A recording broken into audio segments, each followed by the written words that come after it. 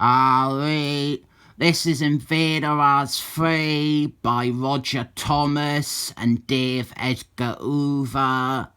I think that this cover here is meant to be a nod to the cover of Avengers 57, the issue that is the first appearance of the Vision.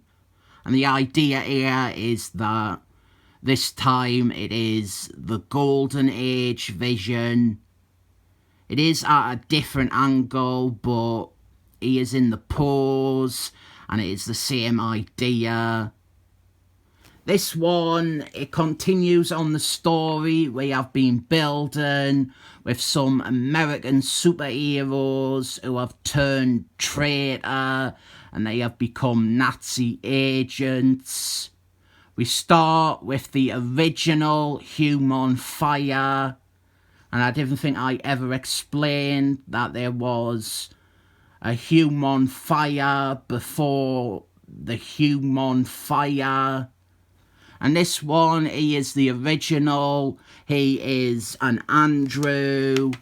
His origin is half important to this overall story. Him and Yellow Flash, they have been kidnapped by the Nazi peoples. And now we have their leader, Dr. Death, the bloke in white with a surgical mask. I point this out every single time, but he is the only baddie here who has substantial appearances after this series. And the character's resurgence really annoys me because they totally ignore this story. This was his only appearance in a Marvel comic. This here, he is a bad guy, he is a Nazi. Then he comes back in the Excellent Men books during the Extinction years. And they just ignore this story. They never acknowledge it. They never hand wave to it. And they act like he was just another war hero. It really vexes us. They have this guy show up. And I always point out that he shares scenes with Mr. Magnets, who hates the Nazis. But I have been overlooking something even worse. He is on the Excellent Men, concurrent with when Seaman was on the team. And Seaman fucking fights him in this series. And it never comes up. In another issue, they had Captain America meet him. And Captain America, he shakes hands with him. And he says he remembers fighting by his side in the war. Just fucking drives us crazy. Here we start getting little history lessons on the backstory of these other baddies who are obscure Golden Age characters from other publishers who went out of business. And their big evil Nazi plan is to cause an earthquake so that the Nazis can invade America. Most of this comic, however, is frustratingly the rest of the Invaders flying around in a plane, heading towards the action. We did get Atomic Skull's backstory, which I didn't know, but it is so crap. I am surprised that they have not retconned it into being in his imagination. And it really does take the Invaders off the issue to fly towards the bad guys. I'm not exaggerating, I'm really not. And when they finally get there, well, they didn't get there. Miss America, she flies ahead of them and she gets there first. And we get a semi-decent action scene with her fighting a bunch of evil goose-stepping Nazis. I mean, this one here, he loves Hitler so much that when he gets pushed over by a flying strong woman, he guns down doing a Hitler salute. Unfortunately, or fortunately, depending how you look at it, this is the stupid white version of Miss America, and she is not a feisty Latina, Latinx, Latino, bisexual, lesbian, gay, white woman from space. Miss America, she starts getting beaten up by the Nazi superheroes, and then the rest of the Invaders finally show up.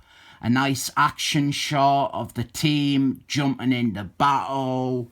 So we get some quick fights here, and there is a fun one with this electric one, Voltron. He fights Seaman. I am skipping through this to get to the evil Nazis. They use evil Nazi science to summon the Golden Age vision, and I assumed it would take me about half a minute to explain who the Golden Age vision is. Firstly, he has no connection to the Vision from the Avengers or the Vision from the Justice League, although he does look like the latter. The Golden Age Vision is very powerful, and a decent enough way to quickly get across what he is would be to just describe him as being like Marvel's version of the Spectre. He's not quite as powerful, and his setup isn't the same. He isn't a servant of God or a ghostly angel of vengeance. But like, if you were going to equate him to another character, I would go with the Spectre. The other problem with explaining this character is that there was a huge retcon to him that I didn't think anyone referred to since, but that was my main understanding of the character. So to quickly just sum him up, he is an alien, and he is very powerful, and he may or may not be linked to the cosmic cube, and he may or may not be a villain from the modern age. But the evil Nazis, they have summoned the Golden Age vision, and, well, he very quickly defeats the Invaders. He pokes Seaman on the forehead, and Seaman is defeated. And then the rest of the heroes, they follow suit. If you want to know more about the Golden Age vision, I don't know what I would really recommend. He doesn't appear often, and the only major appearances I can think of are of the other character who is maybe him in the modern day.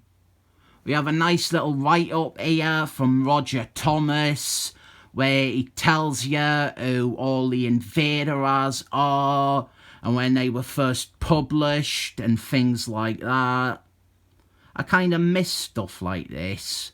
It shows that the creator cares and is interested, and he wants you to be as interested as he is. Nowadays, if you ever get little essays like this, it's usually just a self-congratulatory farewell piece in the final issue of a cancelled book. I think this might be the weakest issue of this 4-issue mini-series, and that is chiefly because a good portion of this is the heroes on a plane heading towards the bad guys.